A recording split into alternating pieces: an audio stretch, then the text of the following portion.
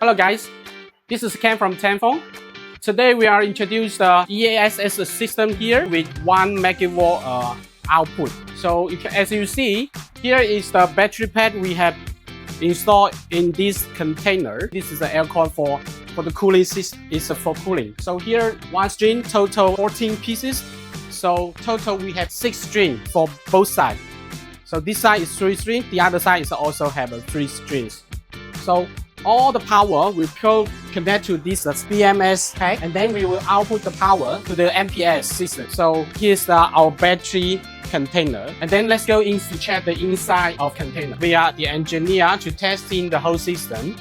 So as you can see, this is the combiner box, as we have 2 pieces. So 3 string battery pack, we connect to this combiner box, and then this also managing by this EMS system. So all the battery information we showing on this screen, and also controlling by this EMS.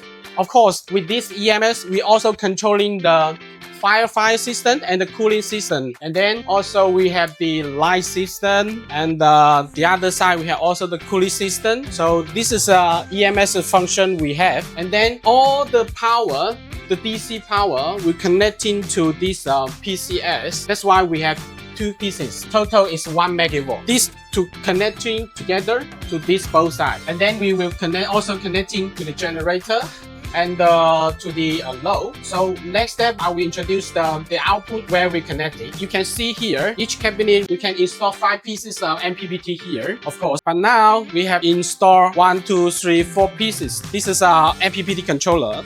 So this, we're connecting with the PV, connecting with the solar panels, and then output to the battery terminal, and then charging the battery, and also provide the power to the load at the same time if the solar power is available. You'll see 2 cabinets for the output and input of this solar system for this ESS system. This is the breaker, and then this is the inside of it. We have monitor the current and the voltage. You can see this is connecting with the PCS output, and then connecting to the load from here.